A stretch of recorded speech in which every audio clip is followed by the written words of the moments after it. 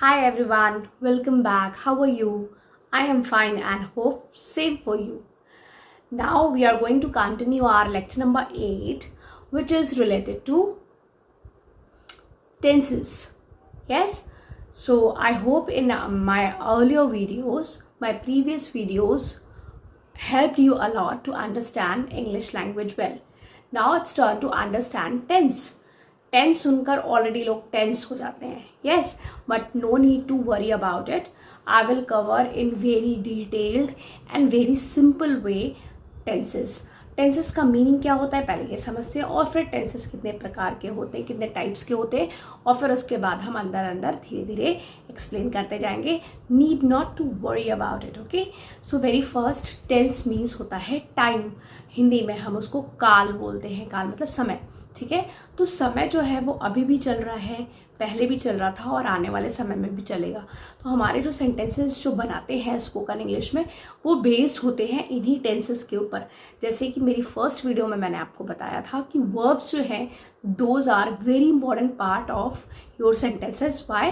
Because they refer the tense of the sentence, यानी कि वो टाइम बताते हैं सेंटेंस का कि वो पहले हुआ है काम, कि अभी हो रहा है, कि होने वाला है. ठीक है, तो इसीलिए बहुत सिंपल वे में हम समझ सकते हैं कि टेंसेस मीन्स होता है टाइम यानी समय, और जो हम 3 पार्ट्स में डिवाइड कर सकते हैं: present, past and future. Present मतलब जो अभी चल रहा है, पास्ट मतलब जो बीत गया, और फ्यूचर मतलब जो होने वाला है. यस, तो ये तो बहुत ईजी है. Maximum of people they easily get this information. Yes, so now let's move forward to understand what is present tense, then past, then future. तो प्रेजेंट टेंस और पास्ट और फ्यूचर को पूरा ना समझते हुए in this particular video I will continue with only present tense and the first part of it, यानी कि प्रेजेंट इंडेफिनिट टेंस, जो कि हम बोलते हैं. प्रेजेंट इंडेफिनिट टेंस क्यों पढ़ा रहे हैं पहले? क्योंकि सबसे बेसिक जो होता है वो आपका प्रेजेंट टेंस होता है, जो हमारे समय पे अभी चल रहा है. पहले हम उनकी बात करना सीखेंगे, उसके बाद तो हम पास्ट की और फ्यूचर की बात करेंगे. यस, सो सबसे पहले बेसिक समझते हैं प्रेजेंट टेंस क्या होता है. प्रेजेंट टेंस वो टेंस होता है जिसमें हम इस टाइम जो चल रहा है या हमारा जो रेगुलर का जो रूटीन है, mainly specific about present indefinite tense, उसमें हम इसको समझाते हैं. जैसे कि अगर मैंने बोला कि हाँ मैं रोज़ सुबह जल्दी उठती हूँ. ठीक है, तो उठती हूँ मेरा रेगुलर रूटीन है. चलिए अच्छा, एक सिचुएशन इमेजिन करते हैं. यदि आपसे कोई कहे कि चलिए आप अपना डेली रूटीन बताइए. Maybe you are boy, maybe you are girl, maybe you are official person, और maybe you are housewife. तो आप अपना डेली रूटीन कैसे बताएंगे कि मैं सुबह जल्दी उठती हूँ, या फिर मैं सुबह देर से उठता हूँ, और उसके बाद मैं ब्रश करता हूँ, फ्रेश होता हूँ, और फिर उसके बाद मैं ब्रेकफास्ट बनाती हूँ या मैं ब्रेकफास्ट करता हूँ, फिर उसके बाद मैं रेडी होकर ऑफिस के लिए निकल जाता हूँ. ऐसे ही तो आप सेंटेंस बनाएंगे. यस, या बच्चे हैं तो वो कैसे बनाएंगे कि हम सुबह जल्दी उठते हैं, ब्रश करते हैं, नहाते हैं, हम तैयार होते हैं, उसके बाद फिर हम ब्रेकफास्ट करते हैं, ब्रेकफास्ट करने के बाद हम स्कूल चले जाते हैं. तो ते हम रेगुलर अपना रूटीन बता रहे हैं, हम क्या करते हैं. तो ऐसे सेंटेंसेस को फ्रेम करने के लिए हम प्रेजेंट इंडेफिनिट टेंस का यूज़ करते हैं. सेंटेंस का स्ट्रक्चर क्या होगा I will tell you letter.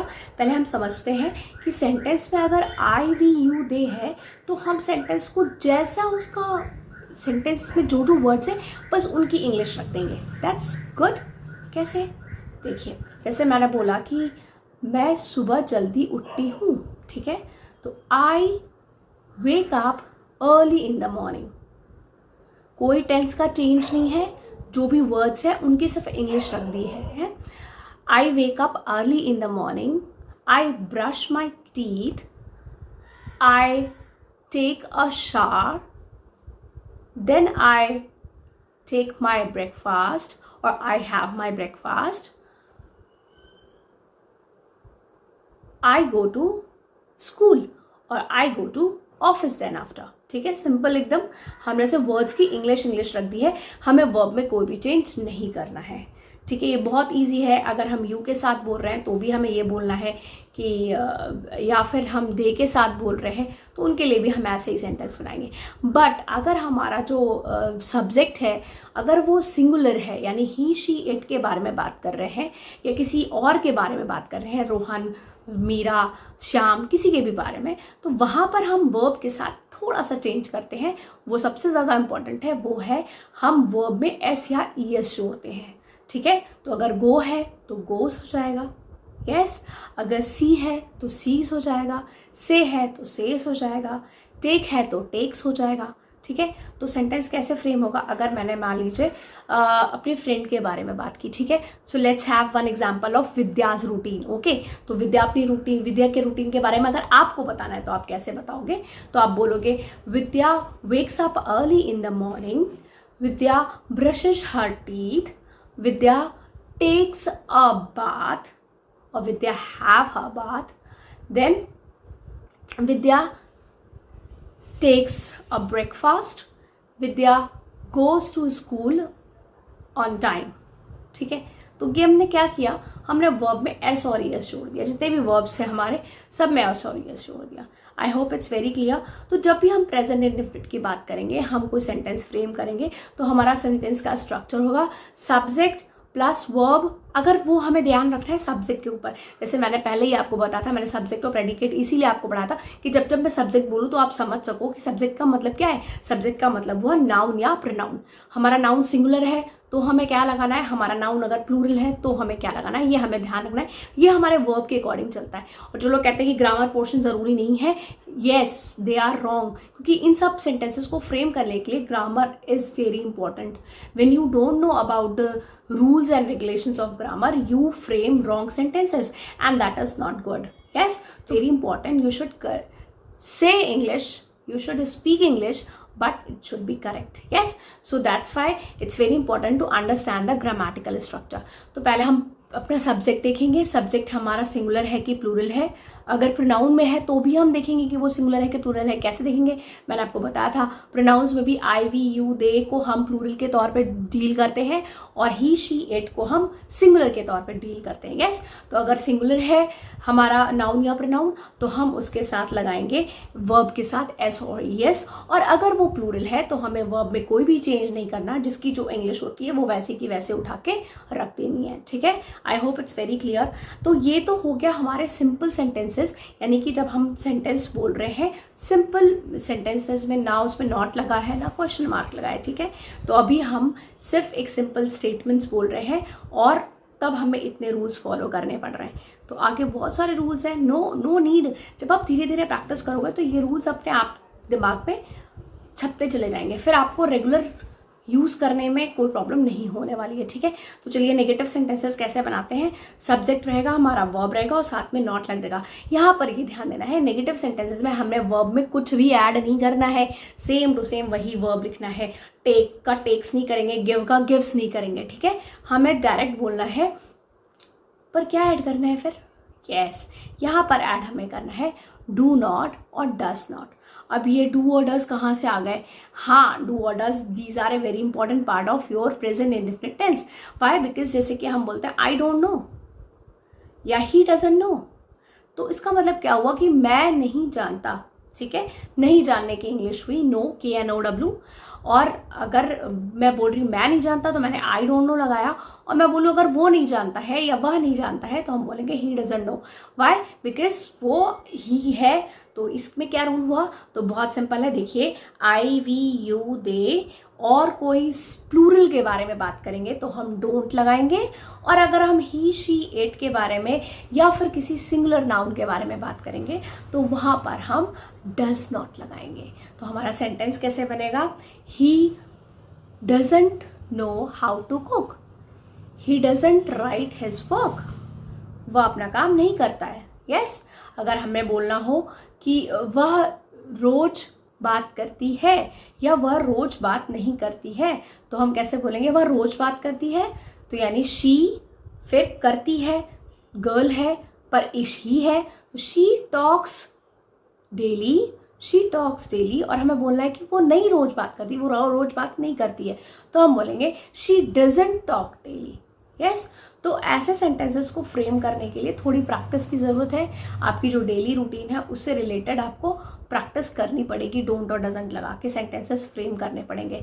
थोड़ा सा टाइम लगेगा, I know it will take some time, but it will very easy when you go step by step. ये तो मैंने बताया प्रेजेंट इंडेफिनिट टेंस का सिंपल स्टेटमेंट जो भी है वो, और साथ में नेगेटिव सेंटेंसेस। अगर हमें इंट्रोगेटिव बनाना है तो हम क्या करेंगे, बस वही ये डू और डज को आगे रख देंगे और वर्ब में कोई चेंज नहीं करेंगे, लास्ट में क्वेश्चन मार्क लगा देंगे। कैसे? Do you know,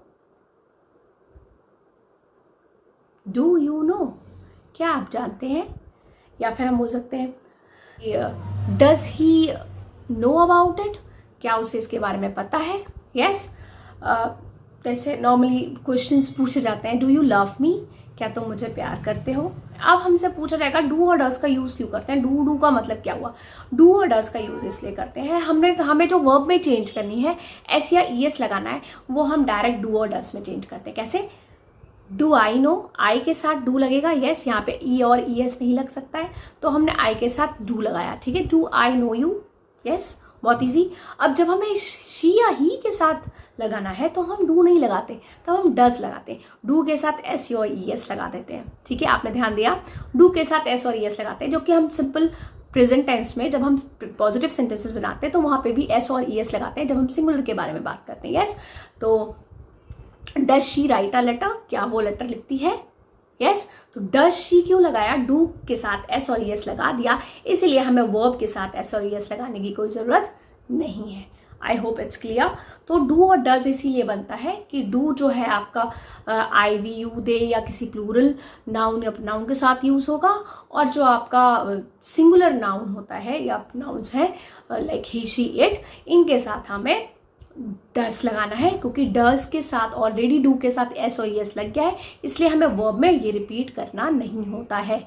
got it? तो हमें ऐसे ही सेंटेंसेस बनाने की कोशिश करनी है जो डू और डज लगाने। तो आज का टास्क यही है कि आपको आपके घर में जो भी लोग हैं उनकी डेली रूटीन बतानी है, या फिर आप अपनी रूटीन बताइए जो आप करते हैं। आप खुद सेंटेंसेस को अपने दिमाग में सोचिए और फिर उनको फ्रेम करिए।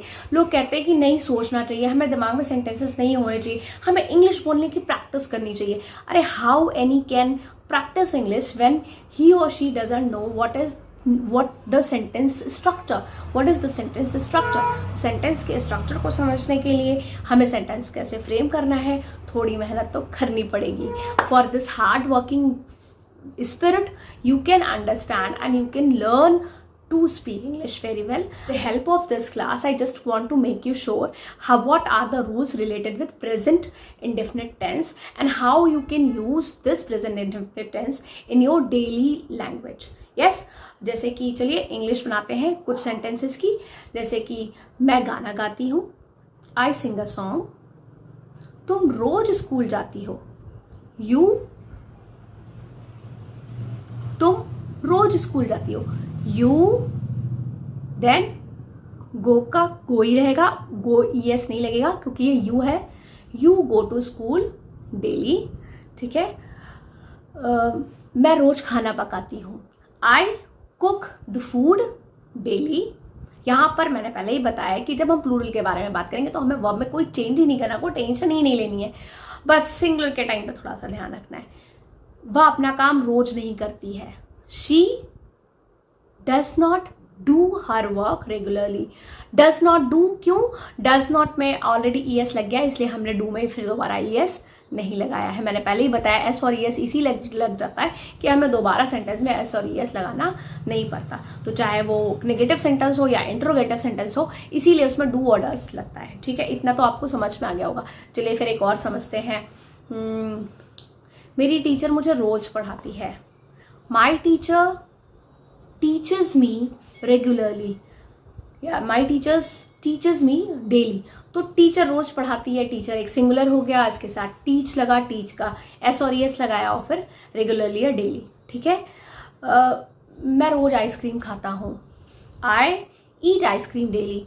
यस, मैं अच्छा गाना गाता हूँ, I sing very well. I hope it's clear. अगर ये क्लियर है तो हमें सेंटेंस स्ट्रक्चर कैसे बनाना है बहुत इजी। सब्जेक्ट रहेगा प्लस वर्ब और जो वर्ब की फॉर्म रहेगी वो रहेगी। हमें सब्जेक्ट के अकॉर्डिंग वर्ब की फॉर्म चेंज करनी है। उसके बाद हमें ऑब्जेक्ट लगाना है और साथ में लास्ट में कॉम्प्लीमेंट्री जो भी है, डेली हो गया, फॉर हिज स्टडीज़ हो गया, ऑन द टाइम हो गया, ये जितने भी बचे हुए सेंटेंसेस में जो फ्रेजेस होते हैं या वर्ड्स होते हैं वो हमारे कॉम्प्लीमेंट्री कहलाते हैं। मैंने लास्ट वीडियो में, सेकेंड वीडियो में आई थिंक सब्जेक्ट और प्रेडिकेट भी बहुत अच्छे से समझा है। अगर आपने नहीं देखा है तो आप देख सकते हैं वो वीडियो, ठीक है। तो सब्जेक्ट और प्रेडिकेट भी समझाना ज़रूरी था क्योंकि सेंटेंस स्ट्रक्चर में you should know about it. I hope it's very clear to you कि प्रेजेंट इंडेफिनिट टेंस में सेंटेंसेस कैसे बनाते हैं, कैसे सेंटेंसेस को फ्रेम किया जाता है, हम क्यों डू और डज यूज़ करते हैं, सारा मैंने आपको बता दिया। अगर आपको ये क्लियर हो गया है तो चलिए कुछ सेंटेंस बनाइए। हम रोज पढ़ते हैं। मैं रोज कहानी लिखती हूँ।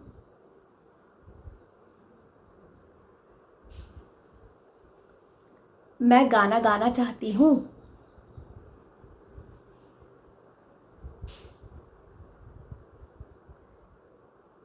क्या तुम रोज पढ़ते हो?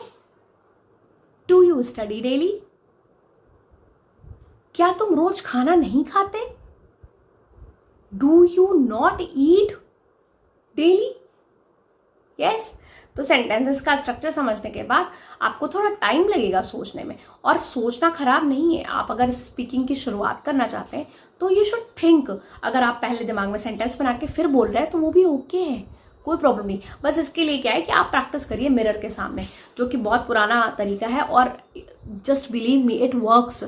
If you practice in front of mirror it works, क्योंकि तब आप अपने आप को देख रहे हैं, आपका स्पीकिंग मैनर क्या है, आप कितना बोल पा रहे हैं, कितना नहीं बोल पा रहे हैं, उससे सीख रहे हैं। तो यही तो हमारा मेन टारगेट होता है कि हम सीखें और बोलने में हिचके ना। तो शुरू में mirror practising it's very important, वो बहुत हेल्पफुल होती है। फिर धीरे धीरे जब आप बोलने लगते हैं तो आप छोटी छोटी चीज़ें, बैठ जाओ, सिट डाउन, खड़े हो जाओ, stand up, come here, go there, please give me this one, ये छोटे छोटे सेंटेंसेस आप अपनी डेली लाइफ में ऐड करिए, जिससे कि आप वो सेंटेंसेस यूज करते करते इंग्लिश को अपनी लाइफ में ऐड कर पाएं।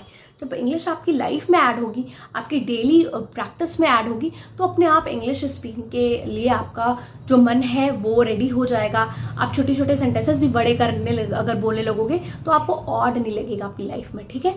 तो वो छोटी छोटी चीज़ें बोलने में शर्माने की ज़रूरत नहीं है। You can say please don't do this one, come here, don't go there, please give me this one, sorry, don't come here। कुछ भी छोटे छोटे सेंटेंसेस हैं वो you should use in your daily life. This will help you a lot. I hope you like this video. If it is helpful, please click on thumbs up and subscribe this channel, and I just wait for your comments. Okay, so please do write any comment, whatever it is, positive or negative.